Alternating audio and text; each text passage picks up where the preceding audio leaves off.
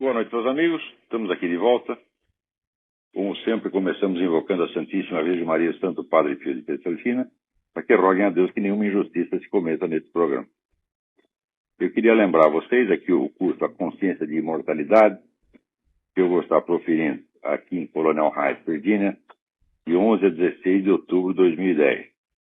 Informações e inscrições do Sr. Eduí Ferro. E-mail eduí@uol.com.br. Telefone 041-3527-0987 ou 041-9974-4443. Também queria pedir que vocês, se já contribuíram, continuassem ajudando aí, dando uma força para o Júlio Severo, no blog http://juliosevero.blogspot.com. O Júlio tem desenvolvido uma luta heróica contra tudo que não presta no Brasil e, em função disso, de perseguições sofridas por causa disso, ele teve que ser retirado do país, está trocando de país como quem troca de cueca. Toda semana tem, né, ainda tem com 4 filhos, né, 3 filhos, a mulher esperando o quarto, né? Então, isso para vocês verem como o Brasil é uma democracia. Também queria pedir que vocês dessem uma força à candidatura do Ricardo Salles. Olha, eu vou dizer uma coisa para vocês, confesso, com toda sinceridade, nem sei que partido é o Ricardo Salles. Qualquer partido que o Ricardo Salles estivesse, eu votaria nele. Né? Aqui nós não estamos apoiando partido nenhum, isso aqui é uma coisa pessoal, que se refere a uma pessoa que eu conheço, pessoa honrada, um homem honrado, sério, inteligente. Não está brincando. Deem uma olhada no site www.ricardosales com 2Ls 25200.com.br. Né? Outra coisa aqui, o meu amigo Percival Pudina, um dos melhores comentaristas políticos do Brasil, colunista do Mídia Sem Máscara, que muito nos honra com a sua presença, autor dos livros Crônicas contra o Totalitarismo e Cuba, Tragédia da Utopia, vai estar lançando seu terceiro livro, Pombas e Gaviões, pela editora AGE, no dia 1º de outubro, sexta-feira, na Livraria Cultura do Bourbon Country, em Porto Alegre. Então, pode ter certeza que vai ser uma leitura, vamos dizer, muito importante para vocês. O Percival Pudina, eu acho que é um dos 3 ou 4 brasileiros que sabem escrever, escreve maravilhosamente, deliciosamente. Não perco uma coluna dele. E além também ser, como o Ricardo Salles, um homem honrado e sério. Então, mais informações vocês podem pegar no site www.pudina, com 2Gs, Pudina, pudgina.org, ou pelo telefone 051-3028-4033. Olha aqui, gente, se tem uma coisa que eu não gosto no mundo, é abaixo-assinados. Porque abaixo-assinados, sobretudo de intelectuais, é o gênero literário no qual o Brasil é mais prolífico, não é isso? Tem camarada aí que, se você pegar todos os abaixo-assinados dele, é obras completas do sujeito, é só abaixo-assinado. Né? Então é mania de esquerdista essa porcaria, né? Então não gosto disso. Mas agora eu tive que inventar um. Tá certo? Por quê? Eu estive lá na Colômbia e vi esse caso do Coronel Plaza Vega e fiquei de cabelo em pé com essa história. Por quê? Porque eu li os trechos do processo. Eu vi está na minha frente. A coisa me chamou a atenção. Ainda estava todo mundo falando disso. Saiu a condenação do Coronel Plaza Vega, 30 anos de cadeia, nos dias em que eu estava lá. E eu fiquei curioso e descobri lá o endereço do advogado do homem e fui lá perguntar que porra é essa, né? Daí uma assessora dele, muito gentil, ficou conversando com a gente quase 5 horas, nos deu o processo para ler, tirei cópia dos documentos, e quanto mais eu lia aquela coisa, mais ficava assustado, porque é o processo mais absurdamente furado que já se viu na história universal. Mais furado que esse, parece que o do Alejandro Penha, na Venezuela, vai ser um pouco mais furado, mas aquilo ali até aquele momento era recordista. Porque é um negócio incrível. Eles alegavam que 11 pessoas tinham desaparecido do Palácio da Justiça, após a invasão em 1975, quer dizer, o M19 invadiu o palácio, tocou fogo, e daí o exército foi chamado lá para retirar, os caras conseguiram retirar 240 pessoas, mas morreram até os 90 dentro do prédio. E daí alguém disse que 11 pessoas que estavam vivas no fim do combate desapareceram, teriam sido levadas pelo exército lá para a escola de cavalaria e assassinadas. Então, a alegação é que tinha esses 11 desaparecidos. Bom, o fato é o seguinte, tem 11 cadáveres desaparecidos. Os cadáveres estão guardados na geladeira de uma universidade, lá em Bogotá. E a juíza que condenou o coronel não permite que se examine os cadáveres. Então, como é que você pode dizer que os cadáveres desapareceram? Que a própria juíza, essa filha de uma puta da juíza Maria Estela Rara, ela mesma assumiu com os cadáveres, porra. Quem está tornando o cadáver inacessível é ela. Então, os advogados de defesa estão pedindo há anos, né, acesso ao laudo do exame. Agora acontece o seguinte, acontece que 4 desses 11 já tem o laudo de exame e se confirma que eram 4 dos 11 supostos desaparecidos que estão perfeitamente aparecidos, né? E mais ainda, tem uma outra que o exército informou, olha, essa pessoa morreu muito tempo depois dos combates, está enterrada no cemitério tal, vocês vão lá e examinam. A juíza não deixa examinar. E assim por diante. Quer dizer, era evidente, uma coisa de empulhação. Quer dizer, um crime judicial fora do comum, né? E daí eu fui lá entrevistar a esposa do coronel. O coronel, nessa altura, já estava na cadeia, né? Ademais, veja, essa juíza, filha da puta, ela tirou, o coronel estava numa prisão militar, mandou tirar da prisão militar e colocar na mesma prisão onde estavam os terroristas que ele prendeu. Quer dizer, praticamente uma condenação à morte. Então aquilo é um negócio tão escandaloso. Falei, bom, então isso aí, se é para fazer uma abaixo-assinado, tem que fazer um negócio que vá para o mundo inteiro, em várias línguas, e divulgar essa coisa o mais que possa.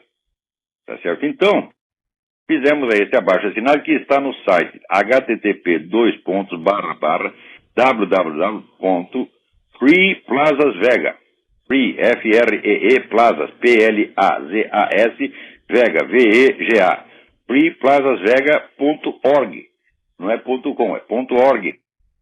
Deem uma olhada lá, leiam aquele negócio e, por favor, eu conto com o seu apoio. Assinem e divulguem o máximo que puderem. Eu raramente peço alguma coisa, estou pedindo aos meus ouvintes que assinem esse abaixo-assinado e o divulguem ao máximo que puderem.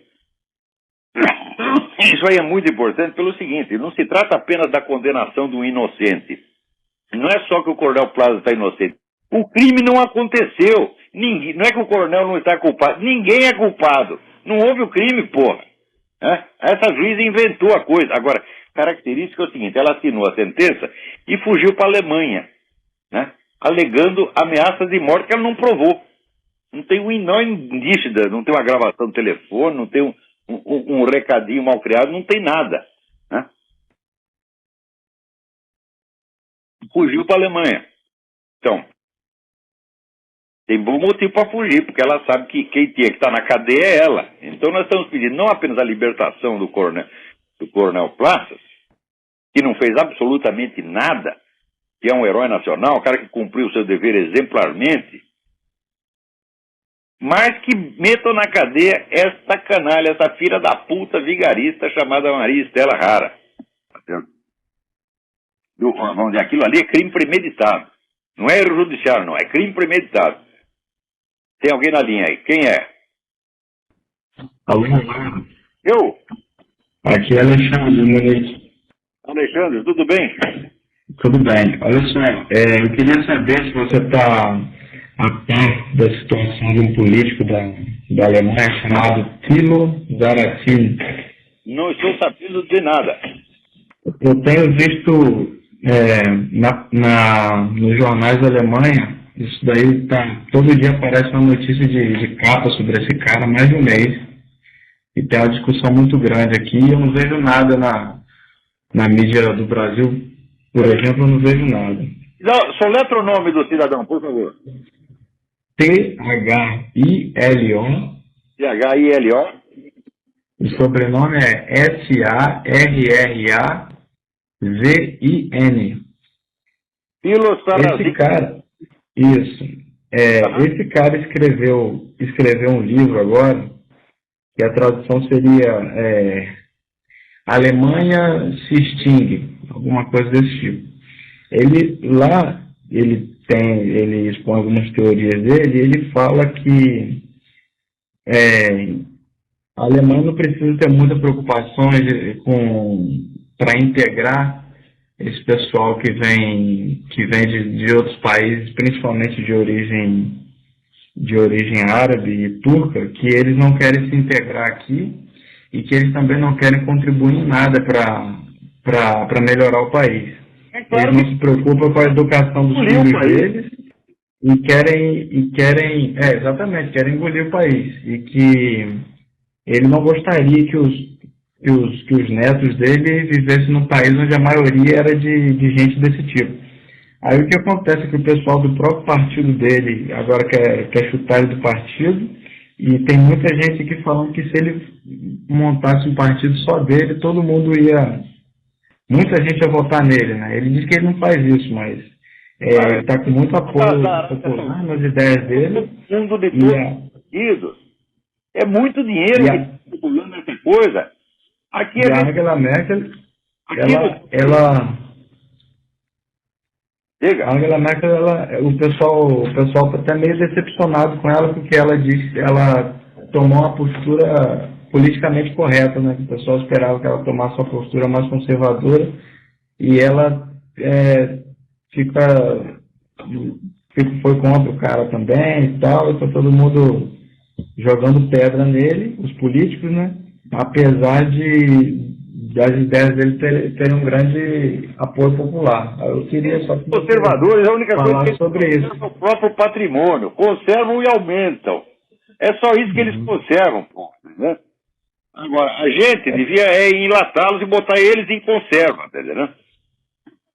Então, um bando de sem vergonha, tudo vendido, rapaz, um negócio impressionante. Aqui também. Agora, aqui o negócio é... Qualquer lugar que o pessoal toca em muçulmano é proibido, né? Você vê que os caras comprando todo mundo, né? Você pode falar de todo mundo. Você tocou no muçulmano, todo mundo começa a tirar pedra em você já, né? É só um negócio. O que eles têm de tão sacrossanto assim?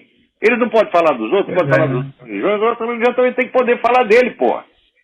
Pois é, né? Eles têm que ter o princípio de reciprocidade. Eu, sinceramente, acho que os muçulmanos, num país não muçulmano, eles têm que ter os direitos que a lei islâmica dá às pessoas de outras religiões no país muçulmano. Exatamente a mesma coisa. Agora, aqui, meu filho, aqui eles têm direito a tudo, a toda a proteção. Veja, aqui já tem 35 campos de treinamento de terrorista da Al-Qaeda, aqui dentro dos Estados Unidos. E você vai falar alguma coisa, as pessoas dizem, não, é um direito constitucional que eles têm. Eles montam lá o seu acampamento e treinam assim, atentado, como enforcar pessoas, né? Como soltar bomba. Estão lá treinando. A lei americana os garante para que eles façam isso. Agora, experimenta você tentar montar, sei lá, pega uma igreja protestante, vai montar uma igreja protestante, vai montar uma igreja católica, vai montar uma sinagoga na Meca para ver o que acontece. Você não pode nem entrar na Meca. Então, é o seguinte, peraí, o que é certo, não é questão de ser pró-islâmico ou contra-islâmico, não, o que é certo, o direito que vocês dão é o que vocês têm que ter.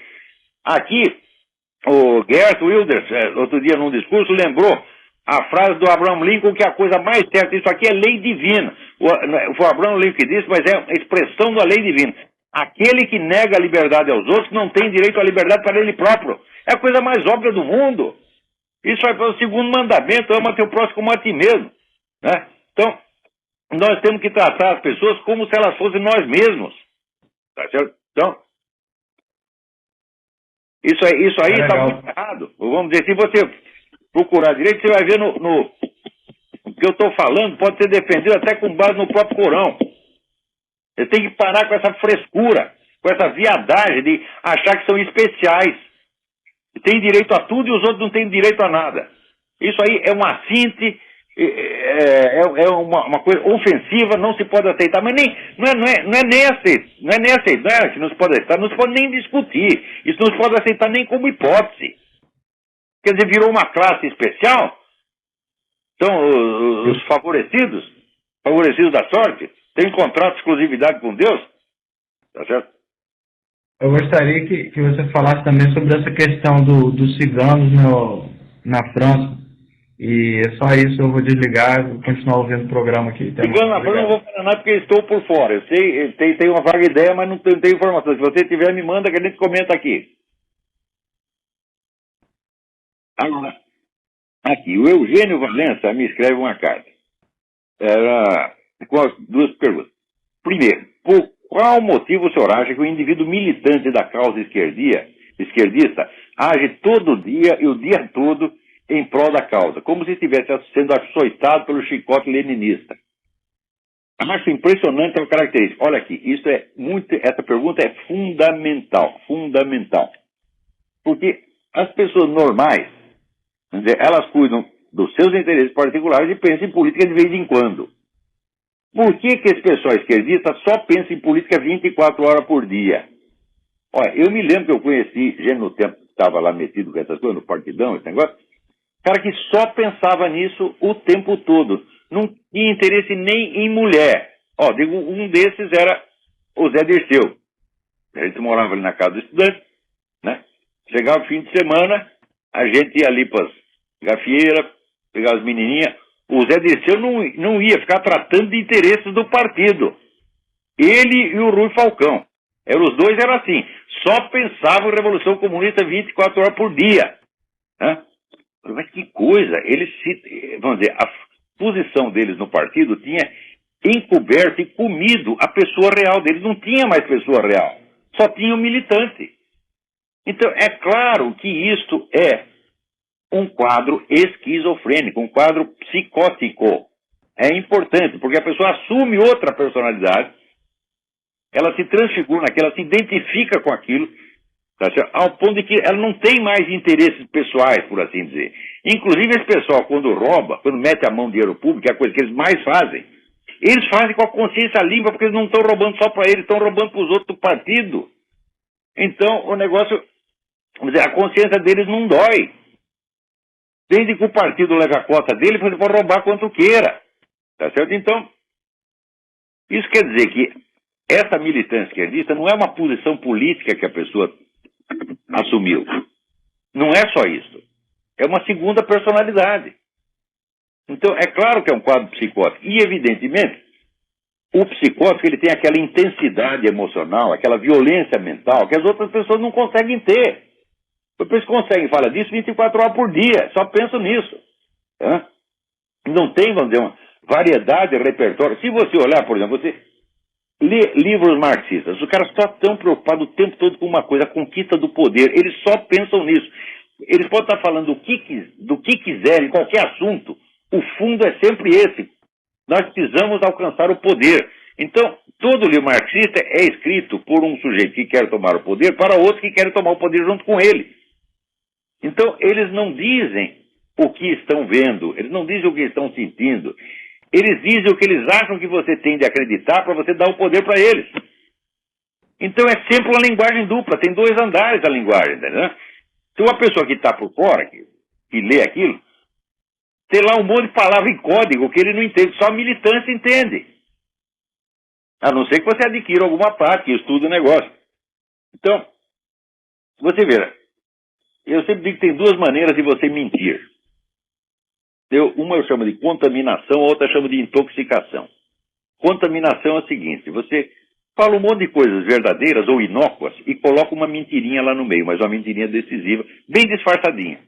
Então você engole aquilo sem perceber e depois aquilo vai desencadeando o efeito gradativamente e vai tomando ali o seu subconsciente e afetando o campo inteiro da sua percepção do mundo.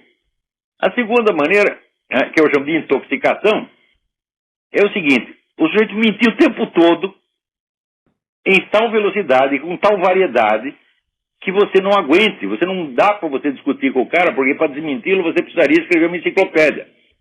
Então, por exemplo, agora lendo esse último livro do Antônio Negri, que é uma entrevista que ele deu para um outro fulano, você olha a cara dos dois, tem a fotografia dos dois na contracapa, e você olha assim, eu compraria um velocípede usado de um desses caras, fala, mas de jeito nenhum, mas de jeito nenhum. O velocípede não vai funcionar, vai vir com o pneu furado. Você olha a cara dele e fala, pelo amor de Deus, né? Então, ali Al Capone e Luke Luciano, né? Então, já fiquei com medo de ver a cara deles ali atrás. Mas quando você vai ler, o Antônio Negri, ele consegue mentir com uma intensidade que ele não para. Assim, a média é 3 ou 4 mentiras por página. Então, quando você chega na página 5, você está completamente derrotado. Você fala, olha, ou eu vou engolir tudo que esse cara está falando, ou então vou jogar esse livro fora já. Porque é tanta mentira, mas tanta. Né? Então, como é que o cara consegue fazer isso?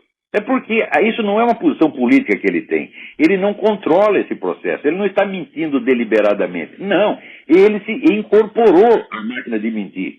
Ele já se transformou naquilo. É uma segunda personalidade. Então é claro que é um quadro psicótico. Toda, vamos dizer, participação direta ou indireta na mentalidade revolucionária é psicose, gente. É psicose. Isso já estava descrito no começo do século XX, essa psicose, né, se chama delírio de interpretação, estava descrito pelo grande psiquiatra francês, Dr. Paul Sérieux, né, no livro Les Folies Résonantes, As Loucuras Raciocinantes. É um livro de 1910. Está descrito, ele não estava pensando em política, não estava pensando em nada, ele estava simplesmente escrevendo um quadro clínico. Quando você lê, mas isso aqui é a mente revolucionária, meu Deus do céu. Então, é por isso que a pessoa não aguenta discutir com os caras, porque eles têm uma violência mental que a gente não consegue. Por exemplo, eu falei, lá no Accuracy in Media, o meu amigo Cliff Kincaid, ele faz lá uma coleção de frases aberrantes, insultuosas, absurdas, ofensivas, ameaçadoras, ditas por esse pessoal de esquerda, não acaba mais. Eles dizem assim, nós vamos matar você, nós vamos estuprar sua mulher, nós vamos matar seu filho. Eles falam assim. E daí você chama o cara de filha da puta, ele, me ofendeu, me ameaçou, puta merda, quer dizer, é uma diferença tão grande entre os direitos que eles se arrogam e o espaço quase nulo, o espaço, vamos dizer, estreito, opressivo, minguado que eles dão aos outros, para esse policiamento do vocabulário, negócio politicamente correto. Você não pode falar isso, você não pode falar aquilo, você não pode falar aquilo, mas pode ser filha da puta chegar e dizer, olha, nós vamos extinguir toda a raça branca, por exemplo. Dizem isso, né? Ou então, tem que matar todos os judeus. Eles falam isso. Não é nenhum nem dois, são centenas deles que falam isso de gente importante, não é um maluco que está bêbado na esquina. O cara fala isso da cátedra universitária, fala isso no parlamento, né? E o outro lado fica quietinho, porque se inibe. Ou então, decide, né? Outro dia eu recebi uma carta aqui de um grande erudito americano, dizendo, não, nós precisamos conversar com esses radicais islâmicos, né, de maneira amável e piedosa. Eu amável e piedosa o caralho! O que é isso? Não se pode discutir de maneira nem amável, nem piedosa, nem educada com essa gente. Você está dando a eles uma honra que não tem. Quer dizer, o sujeito vem e diz, olha, eu vou matar você. Daí você fala assim, o senhor me desculpa, mas eu tenho uma leve discordância. O que é isso, porra? Você mesmo está entrando numa situação psicótica e você está desenvolvendo a mesma psicose às avessas. Quer dizer, você está aceitando aquela visão do mundo de um louco e se adequando a ela. Aliás, isso acontece. Quem quer que tenha tido um louco em casa sabe que, de fato, é mais fácil ele deixar os outros loucos do que você curar ele, porra. Né? Você vai se adaptando àquelas maluquices. Eu tinha lá um parente que, de vez em quando, ele tinha impulso de matar machadadas um outro cara da família, infelizmente não era eu. E aquilo já estava virando rotina. Se acordar, o fulaninho já matou o outro, hoje não, ainda não. Né? Então você vai se adaptando àquela porra, daqui a pouco você cedeu tudo. E o cara virou chefe do negócio. É isso que nós estamos vendo dia após dia. Por exemplo, a gente vê essa mendacidade desse pessoal do PT que está no poder. Eles mentem de uma maneira. Assim, não para. O Lula é 4, 5 por dia, porra. Quando chega esse outro Michel Temer, acho que esse é pior que o Lula. Você tem aquela cara de ostra, tá, né? E aquele negócio do que o Lula tinha proposto transformar as Farc em partido político, ele disse, o Lula não disse nada disso, mas ele disse com a melhor das intenções. Eu digo, mas se ele não disse nada, como é que pode ter dito com boa ou má intenção? Quer dizer, na mesma linha, o cara diz, eu estou mentindo, eu sou vigarista, né? Tem que ter, sabe, aqueles carimbinhos na testa, assim, ó, vigarista, né? Olha, é uma boa ideia, eu vou fazer um carimbinho desse. E quando os caras vierem com essa conversa, pá, rapidamente cair, mas tem que ser tinta indelével, para nunca mais sair. Então, enquanto o Michel Temer carimbo lá em vermelho, vigarista, tá? O Lula também, pá, vigarista. Aí quero ver aparecer em público. Vai ter que usar um bonezinho. E o bonezinho do PT, né?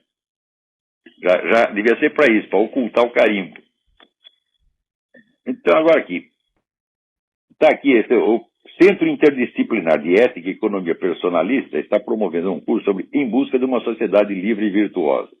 Ora, tem alguns conferencistas bons lá, inclusive meu amigo Biratã, mas eu não acredito nessa história de você. Não, nós queremos montar uma sociedade virtuosa. Isso aí é uma bobagem, uma bobajada. Veja, o nível da convivência social não depende de você ter nenhuma concepção da sociedade, não depende de você ter nenhum plano de sociedade virtuosa, não depende sequer de você ter ideais, depende só de uma coisa. Depende de você atuar contra as forças corruptoras que destroem a sociedade. Você não precisa ter uma proposta positiva, meu filho. Por exemplo, você pega aí a polícia. Por que existe a polícia? Ela existe para combater o crime. Ela não vai fomentar os bons costumes, por quê? Os bons costumes são normais, não precisam ser fomentados, meu saco. Se você eliminar, se você combater impiedosamente as forças da decadência, da corrupção, da mentira, o resto a sociedade faz por si. As pessoas, você não é o único que tem ideia boa. Veja, quantas pessoas tem no Brasil? 180 milhões de pessoas? 190? Então, cada um deles tem uma boa intenção na cabeça. É só você eliminar os obstáculos e as pessoas realizam as suas boas intenções, que uma cabeça humana jamais poderia abarcar.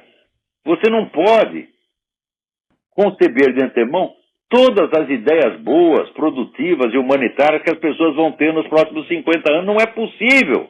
Então, ter uma concepção integral da sociedade, boa e virtuosa, é perda de tempo, meu filho.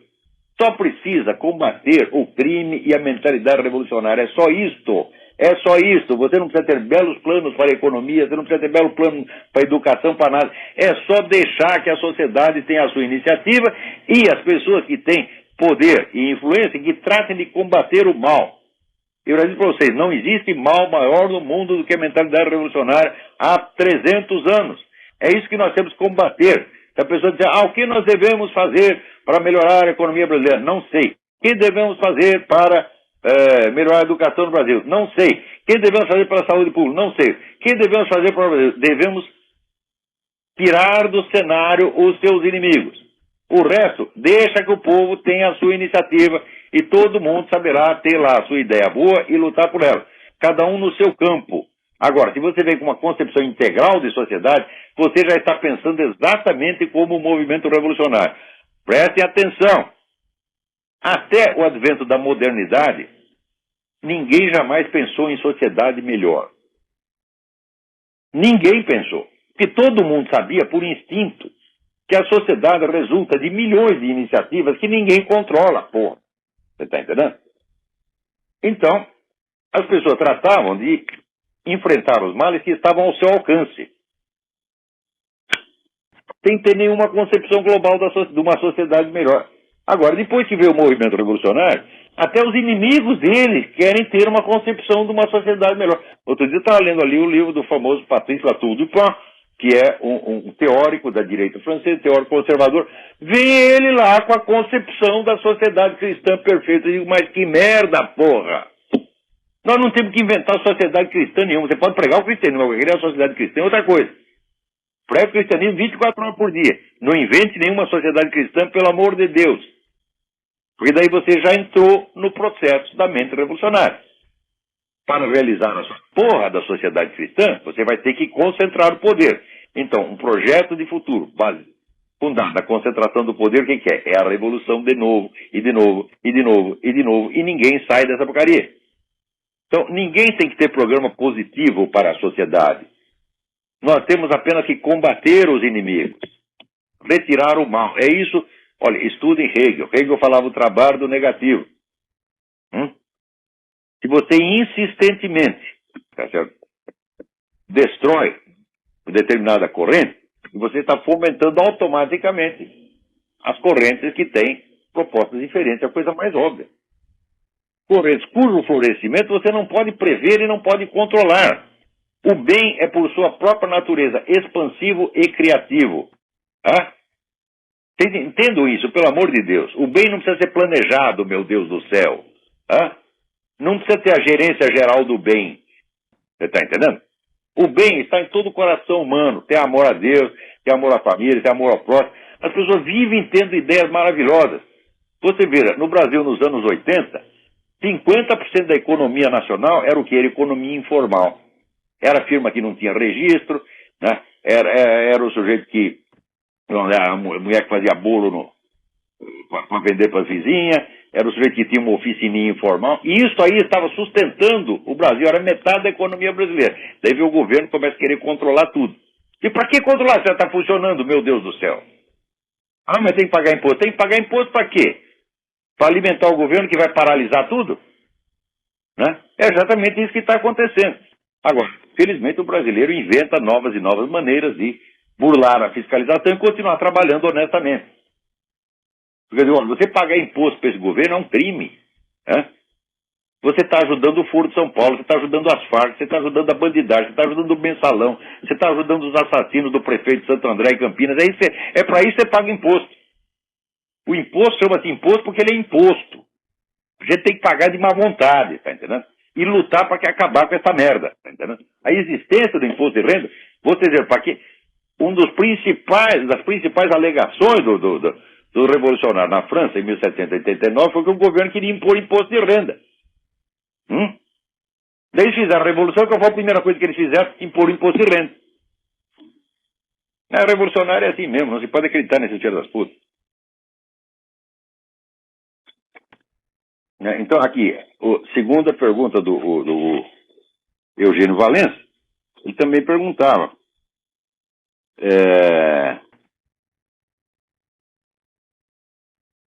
o que se... Não, deixa eu falar. Vamos passar para outra assunto. Então, aqui saiu e está circulando pela internet um artigo excelente do advogado Jaime Chaparro, que é o advogado do Coronel Plaza Vega. Ele está no site Raios. Não sei. Mas deve estar, se vocês procurarem no site do filho do Coronel Plaza Vega, que se chama Palácio da... Não, você põe o processo do Palácio de Justiça. Vocês vão achar. Jaime Chaparro.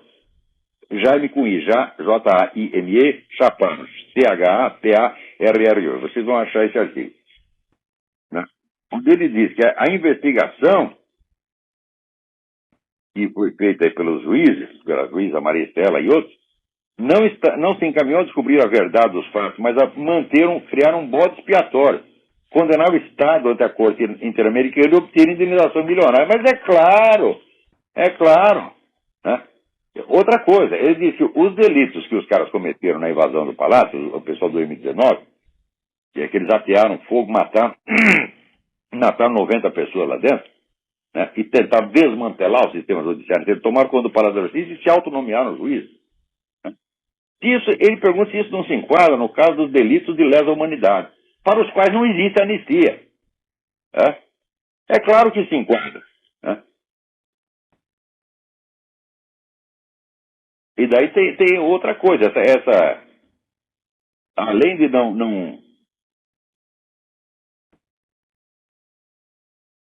não permitir o acesso ao exame de ADN dos cadáveres, né?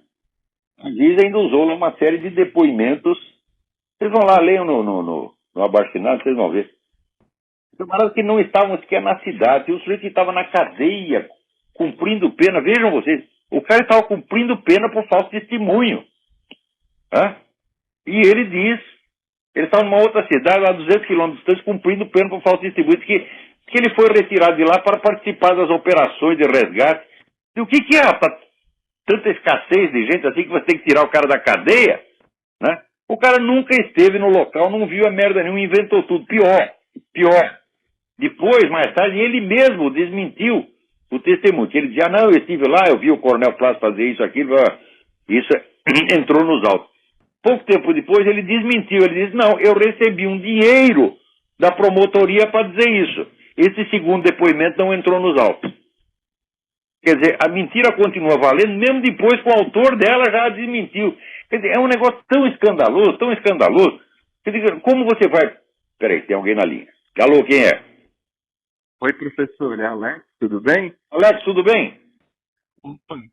Olá, eu estava ouvindo você falar dos problemas aí dos muçulmanos e me chamou a atenção para uma matéria que eu estava ouvindo no programa do Dr. Scott Johnson há 2 semanas atrás. Eu achei muito interessante e queria ligar para o senhor para comentar a respeito disso. Ele estava falando que lá em Sevilha havia um projeto de construir uma mesquita lá numa parte bem popular de Sevilha. E eles estavam tentando comprar, os espanhóis tentando comprar a propriedade lá, que eles não queriam construir essa mesquita, que já tinha muita, né? A ocupação está muito grande. E os caras não queriam negociar, falaram, vamos construir, fim de papo. E o que eles fizeram? Eles foram lá no terreno, enterraram um porco, tem até a foto no website dos caras, jogaram a cabeça de porco para ficar bem visível, assim, publicamente, e espalharam nos jornais que eles haviam dessecrado o lugar, né? Que haviam enterrado um porco. E para os muçulmanos, os caras animal... fazer a mesquita naquele lugar? Desistiram. Eles saíram na semana seguinte. Eles abandonaram, não quiseram nem o dinheiro que eles gastaram na propriedade. E é golpe baixo. Muito interessante, porque eles fizeram publicamente, fizeram questão de que a notícia saísse em tudo quanto era jornal, para que isso fosse um recado para os muçulmanos, porque nenhum muçulmano iria frequentar aquela mesquita se fosse construída. Aí o que esse cara estava comentando no programa dele? Que durante a Primeira Guerra Mundial, os americanos estavam estacionados numa das ilhas da Indonésia e havia uma militância de muçulmanos se levantando contra os americanos ali. E eles estavam matando soldados, estavam fazendo o que eles fazem sempre, né? Aí o que aconteceu? Esse capitão americano, que eu agora não me recordo o nome, ele capturou alguns prisioneiros e ia executar os caras, né? Porque eles haviam atacado o acampamento ali dos americanos. E o que ele fez? Ele pegou todas as balas que eles iriam usar para executar os prisioneiros, ele exibiu publicamente na frente de todos os prisioneiros as balas, as armas, e um dia antes da execução, ele pegou as balas que estavam ali, que eles estavam vendo que eles iam usar, ele ensaboou tudo ali com banha de porco, rolou no porco, enfim, tudo nas entranhas do porco, carregou os rifles e executou. Só que ele deixou 3 prisioneiros vivos para ir embora e espalhar notícia. E chegaram assim, olha, não mexe com os americanos, porque se a gente for pego, a gente vai ser executado com bala que foi suja, com gordura de porco. E aí o que aconteceu? Essa história, é só para concluir, Olavo, essa história serviu para que o IDF lá em Israel usasse o mesmo exemplo. Desde 2002, eles estavam espalhando gordura de porco em tudo quanto era ônibus que circulava ali em Israel. O que aconteceu? Nenhum muçulmano fez mais nenhum ataque suicida nos ônibus. Porque o maior medo deles era o quê? Eles se matarem ali como mártires e terem o corpo deles sujo com um pedaço de porco. Ou seja, foram pequenos. Que eram uns oficiais ingleses lá na Índia e tinha um movimento de protesto. Então, milhares de pessoas sentaram na linha do trem para não deixar transportar não sei o quê. Então, daí o coronel mandou pegar baldes de mijo e jogou em cima dos caras, porque daí eles tinham que ir imediatamente para casa para fazer as abluções rituais. Saiu todo mundo da linha do trem. Tudo isso é claro que é golpe baixo, mas em caso extremo, né, as pessoas apelam a isso.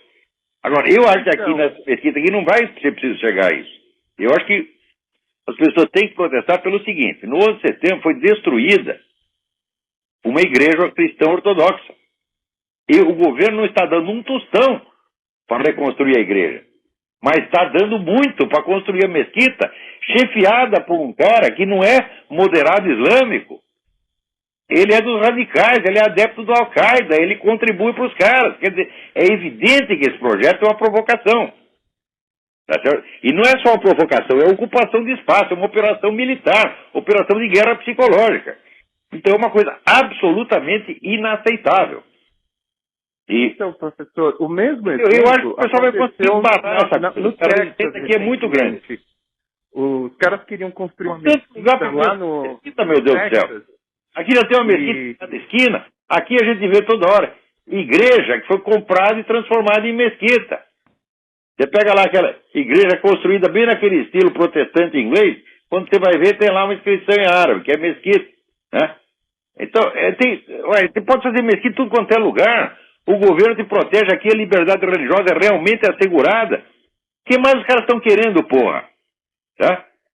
Ô, professor, chega depois na internet, a história que está acontecendo agora lá no Texas é bem parecida com a que está acontecendo em Nova York. Chegou um sujeito que quer construir um centro islâmico e uma mesquita lá numa cidadezinha do Texas. E o problema é o seguinte: o cara que mora ali do lado onde vão querer construir a mesquita é um fazendeiro que já mora, a família dele mora há 200 anos naquela propriedade e ele é criador de porcos. Esses árabes, os muçulmanos, aí sei lá, são árabes, chegaram e falaram assim: olha, você tem que pegar e sair daqui, você tem que mudar daqui porque você cria animal impuro e a gente vai construir a mesquita. E o cara ficou puto da vida porque ele falou: pô, eu já moro aqui há tanto tempo, meus pais moram aqui, eu tenho essa propriedade há 200 anos. O que o cara começou a fazer? Ele tentou reunir todos os vizinhos, comprar a propriedade que seria lá o centro islâmico. Os caras se recusaram a vender, eles levantaram $1 milhão, não quiseram vender. Ele falou: quem ouve a proposta? Sexta-feira, os muçulmanos, eu vou fazer corrida de porco. Então, toda sexta-feira que os caras se unem lá para começar a rezar, ele começa a fazer corrida de porco. Mira, você faz um treco. Você, por exemplo, pela lei brasileira, se você fizer isso, você é preso. Porque isso aí se chama ultraje a culto. Você sabe que o direito do traje a culto só o movimento gay que tem. Pode entrar um bando de traveco na igreja, na sinagoga, na mesquita, fazer o que quiser. Mas eu não sei como é a lei aqui. Aqui é a lei, talvez tenha leis estaduais. Então, esse negócio você pode incorrer no crime também. Então tem que tomar cuidado com essas coisas, né? Porque ele faz isso dentro da propriedade dele. Bom, era só. Dentro da propriedade dele, aí tá certo. Ele passa correndo de porco do jeito que ele quiser. Agora, então aqui não é você chegar a isso, não. Passa no programa desse Dr. Scott Johnson, o site dele é contendingfortruth.com. É muito interessante, viu, professor? É só isso mesmo. Uma abração. Tem uma coisa que é preciso entender. O Islã que está se expandindo hoje não é exatamente o Islã histórico. É uma nova versão criada a partir dos anos 30 por um maluco chamado Said Qutb, que é uma espécie de teologia da libertação islâmica. Então ele deu uma versão política do Islã. Então a primeira obrigação do muçulmano é derrubar todos os governos que não sejam islâmicos. E assim por diante. Isso se alastrou pelo mundo inteiro, está entendendo? Quer dizer, você encontrar um cara que entende, um muçulmano que entende que, olha, isso aqui é apenas a minha religião, eu fico com a minha, como está escrito no próprio Corão. Eu tenho a minha religião, você tem a tua. Você encontrar um muçulmano que entenda isso hoje é uma raridade, os caras não entendem. Eles acham que eles têm a obrigação de matar todos os infiéis. Tá certo? Então, vamos lá, isso aí ninguém segura mais. Isso virou uma mentalidade revolucionária, né? E uma psicose, evidentemente. E como se pode discutir? Não tem acordo com esses caras. Ou você os assusta e manda embora, ou então não há o que fazer. Quer dizer, esse camarada da mesquita aí de Nova York está na cara que é um fanático louco, comprometido com o terrorismo. Como é que você vai discutir, né, amavelmente com o cara? Como diz outro, discutir com caridade. A caridade é dar um pé na bunda do cara, daí ele entende o que está falando, porra. Agora aqui, saiu na Folha de São Paulo uma entrevista com a cientista política Maria Celina de Araújo, dizendo que há um déficit de controle popular no Brasil, né? Porque a elite dirigente não tem transparência, ninguém fica sabendo de nada, o governo do Brasil é secreto. Eu digo, uai, você tem toda a razão, só que é o seguinte, a mídia faz parte desse aparato de ocultação do governo. Né? Veja você, o que aconteceria se 15 anos atrás a população inteira soubesse do Foro de São Paulo?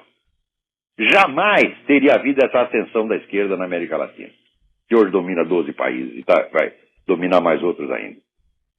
Isso jamais teria acontecido. Então vem essa putada toda, seu Otávio Frias, te encobriram tudo para que o Foro pudesse crescer e alcançar seus objetivos. Existe maior falta de transparência do que essa?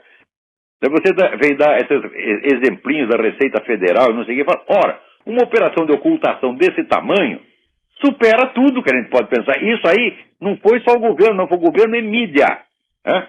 Então, olha aqui, eu vou ler para vocês um parágrafo do livro do Alexandre Zinoviev sobre o gorbachevismo. Ele diz o seguinte: o curso da vida comporta fenômenos profundos e outros que são superficiais. Os primeiros raramente se mostram à superfície das coisas. Os atores levados pela corrente raramente os notam, e é ainda mais raro que admitam a sua importância. No mais das vezes, eles se esforçam para não vê-los, para minimizá-los, para dissimulá-los e exagerar a importância dos fenômenos secundários. Nos nossos dias, essa tendência atingiu proporções inauditas, essencialmente porque a humanidade inventou os meios gigantescos que visam a modelar e manipular a consciência das massas, entre os quais os meios de comunicação e a propaganda desempenham um papel decisivo. Então, veja, a função das comunicações de massa é encobrir e dissimular e manipular. Só isto. Não são meios de informação mais de maneira alguma. Inclusive a Folha de São Paulo, todas as empresas de mídia são organizações criminosas que operam em estreita colaboração com o governo para encobrir todos os fenômenos decisivos. O fenômeno mais decisivo da história do século XX na América Latina foi o Foro de São Paulo. Nunca existiu uma organização desse tamanho, nunca existiu uma articulação tão vasta e poderosa visando a consecução de uma estratégia política. Né? Então os caras dizem, isso não tem importância, é apenas um clube de debate. Meu Deus do céu, leiam o depoimento do que os próprios líderes do Foro de São Paulo dizem. Leiam os depoimentos do próprio Lula. Olha, nós montamos o Foro e fizemos isso, e mais isso, e mais isso, e mais isso, e obtivemos esse resultado. Então, essa é a corrente profunda e decisiva da história na América Latina, e esses putos, esses Otávios Frias, esses filhinhos de papai todos, que estão lá ganhando rios de dinheiro para enganar vocês, que incumbiram de encobrir isso aí e ficar falando de debatezinhos secundários, sobre assuntinhos, né, para o pessoal ficar tudo olhando para o que não interessa e não perceber o que interessa. Então, olha, eu não tenho nenhum respeito por essa gente de mídia no Brasil. Se amanhã ou depois o governo do PT, porque ele faz a coisa ambígua, por um lado, eles entram dentro dos meios de comunicação e os dominam. Tá certo? E por fora ficam se queixando de que os meios de comunicação os combatem e querendo, então, controle governamental da mídia. Vão pelos dois lados, como sempre. Se amanhã ou depois tomarem todos os meios de comunicação dos Mesquita, dos Marinhos, então eu não vou chorar uma lágrima por esses caras. Porque eles criaram essa situação. Merecem tudo. E merecem tudo todo o mal que lhes aconteça, eles merecem. Agora fica aí, nhenhenhê, chorando, falta de controle, não tem transparência. Que transparência você tem? Otávio Frias, filho. Né? Que transparência tem você que ocultou o fato político mais decisivo da história latino-americana, que se ocultou por 16 anos propositadamente, porque você é um puxa-saco de petista. Não é que te compraram, você não precisa do dinheiro. Você faz isso porque você é um puxa-saco. E os Marinho, aí, João Roberto Marinho, você fez a mesma coisa. Você vetou o assunto do Foro de São Paulo. Agora que já não tem mais como esconder, então bota aquele merda do Merval Pereira para escrever como se ele tivesse descoberto a coisa que eu já escrevi 15 anos atrás. É uma vergonha isso aí. Olha, semana passada eu disse aqui que o homeschooling tinha sido liberado no Brasil. Mas o Júlio Severo me manda aqui uma mensagem que ele recebeu de um juiz, que eu não posso dizer o nome, dizendo que ainda não é assim. Porque se permitiu somente que pessoas que não tenham concluído o ensino fundamental venham fazer o exame do Enem. A entrada no curso superior ou uma escola de ensino médio continua exigindo o curso regular. Mas espera aí. Então, quer dizer, não foi instituído o homeschooling, mas essa lei dá base para isso. Vocês têm que entrar com mandado de segurança. O Enem é apenas um exame que é levado em conta para a obtenção de vagas nas faculdades e universidades e não dispensa a documentação para a matrícula. Peraí, mas se o sujeito passou no exame, ele tem o direito, tem que... Aí que, veja, não está liberado totalmente o homeschooling, mas abriu a brecha, criou-se um direito. Então, se você passou no exame do Enem, entre com mandado de segurança. Nós temos que lutar, quer dizer, nenhum direito, nenhuma liberdade é dada de graça. Aqui o que eu estava falando, da igreja. Aqui. As autoridades da cidade de Nova York não estão, deu até no Estadão, não estão apoiando a reconstrução da igreja ortodoxa, a igreja de São Nicolau em Manhattan, o único lugar de culto destruído do atentado de 11 de setembro. Por que tinha que ajudar a construir a mesquita? Foi destruída alguma mesquita? Não, foi destruída a igreja ortodoxa, tem que ajudar a construir a igreja ortodoxa. Agora, aquele prefeito do Nova York, tal do Bloomberg, puta vida, pode distinguir do Bloomberg um pedaço de merda, você precisa estudar 5 anos na Alemanha. Entendeu? É uma pesquisa científica das mais difíceis. Eu não tenho capacidade. Né? Agora, aqui alguém me manda um negócio do YouTube sobre aquele promotor Gilberto Tum, né? E descobriu, no fim das contas, que o MST é uma organização armada, uma organização guerrilheira, tá certo? Não tem nada a ver com agricultura, nada. E ele empreendeu lá uma série de investigações, que ele sofreu pressão, tudo quanto é lado, começando da associação dos promotores, né? Pressionaram o cara, no fim ele sofreu um atentado. Agora preste atenção ao que acaba de acontecer. A promotora do caso do assassinato do prefeito Celso Daniel também sofreu um atentado. Veio alguém com um carro e pum, batia várias vezes no carro dela para jogar fora da pista. O carro dela capotou 3 vezes, ela está lá no hospital. Tudo é coincidência, evidente. O que fizeram com o promotor Gilberto foi a mesma coisa. Né? Então, tudo acontece, assim, não tem autor. Quem matou o Celso Daniel? Foi um acaso. Quem matou o prefeito de Campinas? Como é que chama? Toninho do PT, né? Toninho do PT. Quem matou o Toninho do PT? Foi um capeta, tá vendo? Então, nada tem autor nessa merda. Agora, esse atentado também não tem autor. Agora, presta atenção, nós estamos em plena ilegalidade, nós estamos num governo de banditismo organizado, tá certo? Os esquemas de corrupção, cada vez que se descobre um é maior que o outro, agora descobriram outro, pior que o mensalão, envolvendo essa vagabunda dessa Dilma Rousseff, tá certo? É uma coisa atrás da outra. Eles não param de roubar, não param de matar, não param de colaborar com a tomada do território brasileiro pelas Farc. E, agora, note bem, não existe Forças Armadas, a missão das Forças Armadas não é manter a Constituição? O que é isso, porra? Tá lá todo mundo batendo continência e dizendo amém. E agora ainda foram expulsos os edifícios oficiais lá, dá a volta pra caserna. Daí o general com todos 5 estrelas, cheio de medalhas. Sim, senhor. Que pouca vergonha, meu Deus do céu. Né? Não vou nem perguntar onde vai terminar isso, que isso vai terminar no fundo da privada, porra. Quem é que não sabe? Quer dizer, é a desonra total. É o total aviltamento mais profundo. Né? Agora, é incrível esse negócio. Descobrem esse escândalo aí que a pessoa está chamando da mãe de todos os escândalos. E o que acontece? Impugna a candidatura da Dilma, que é o que tinha que fazer imediatamente? Não. Só estão pedindo para tirar a tal da ministra Helenice. Devia ser, olha, eu acho que é Helenice, mas o escrivão do cartório era japonês. Então, falou, como é que chama a menina? Helenice, Helenice. Né? Então, como tantos nomes... Eu conheci um sujeito aqui, um grande empresário, aqui, um argentino que morava aqui. Ele dizia o seguinte: eu gosto de ler jornal brasileiro para rir do nome das pessoas. Eu já escrevi um artigo sobre isso. esses nomes esquisitos que dão para as pessoas no Brasil, é um aviltamento. Tá? Eu acho que tem coisa que não se devia, né, não devia permitir. A pessoa não pode chamar Erenice. Devia ter lá uma lista dos nomes, ó, e os nomes da língua portuguesa são esses aqui. Né? Não tem nada. Tem um sujeito chamado Ozinguito, outro chamado Osto. O-C-H-T-O com acento no primeiro O. Osto. Né?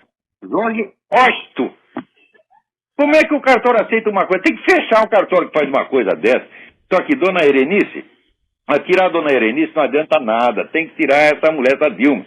Quer dizer, depois do episódio, né, dessa investigação indevida que fizeram contra a filha do Zé Serra, ainda aparece mais esta, né,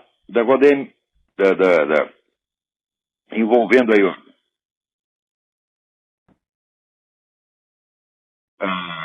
assessores lá na Dilma. Falou, pô, não dá para continuar assim, até onde?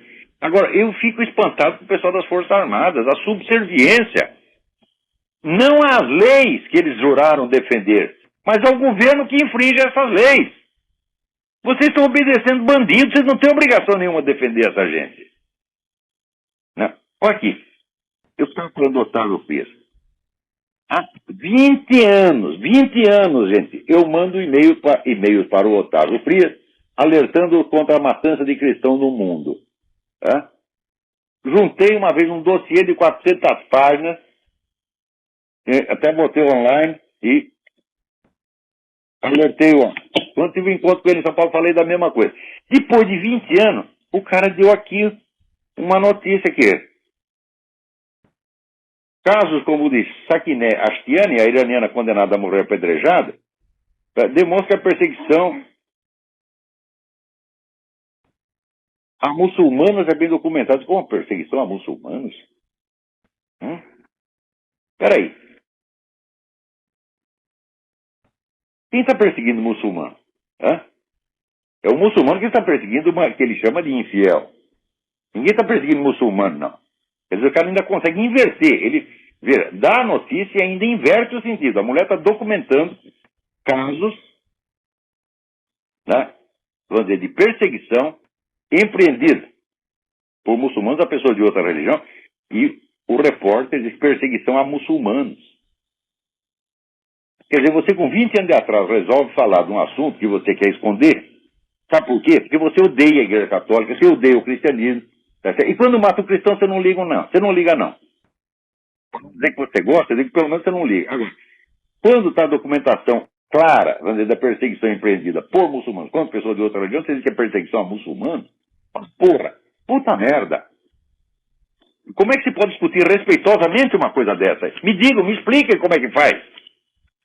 Se fosse uma ou duas vezes que acontece, que acontecesse 3 vezes por ano, né? Tudo bem, a gente tolera, mas é todo dia, todo dia. Aqui.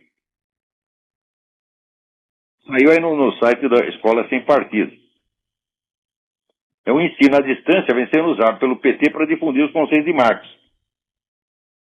Estamos vendo uma verdadeira lavagem cerebral nos nossos jovens até crianças, como é o caso do sistema Koch de ensino. Então veja aqui o que eles colocam aqui algumas apostilas que estão sendo passadas pela molecada.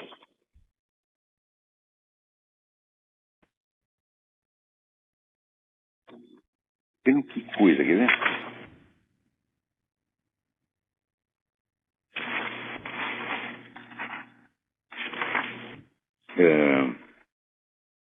Um exemplo típico é o tema da inflação. O principal argumento de oposição de que o governo anterior de Fernando Henrique Cardoso foi o responsável por debelar o grande mal do país, a inflação, acabou caindo por terra, diante da constatação de que todos os países latino-americanos, sem exceção, na mesma época do Brasil, a debelaram. Debelaram porque adotaram políticas similares, meu Deus do céu, a mesma que o Fernando Henrique adotou. A inflação se revelou com efeito um grande mal orientado décadas a fio desde Washington. O que é isto? Quer dizer, os Estados Unidos estavam provocando a inflação brasileira quando aqui não paravam de reclamar dela e dizer, não, nós só daremos a ajuda econômica ao Brasil se controlar essa merda de inflação. Porque não pode investir aí que a gente perde dinheiro. O que é isso? Quer dizer, e vai ensinar isso para molecada. Um garoto de 12, 13 anos é indefeso contra uma mentira dessa. A mentira é evidente, é uma inversão completa da realidade. Mas o garoto é indefeso. E esses educadores brasileiros, então, se incumbem, né, disso aí, de enganar as crianças desde pequenininhas. É por isso que quando o sujeito cresce e lê por acaso um artigo meu, ele fica chocado. Ele sente aquele escândalo na alma. Aqui, alguém me avisa aqui esse negócio. O tal seguro safra, só para variar, está sendo usado para quem nunca plantou porra nenhuma. O critério predominante é ser eleitor do PT. Acredite nisso. Informação é válida para o estado do Ceará, mas deve ser a mesma coisa para todo o Nordeste. Vamos investigar. Quem souber mais a respeito, me avise. Então, eu acho que o nosso tempo, infelizmente, acabou. Então, aqui, antes de terminar, diz que um trecho aí, diretor do Porto, lá de Paranaguá, João Batista Lopes dos Santos, deu 2 tapas no Requião. Por que só 2? Eu estou aqui indignado, né? Outra coisa, não adianta bater no Requião uma vez por ano. Tem que bater todo dia, até ele aprender, porque uma vez por ano ele esquece. Aqui, João Batista Lopes dos Santos. Parabéns, João Batista, você fez o que tinha de fazer.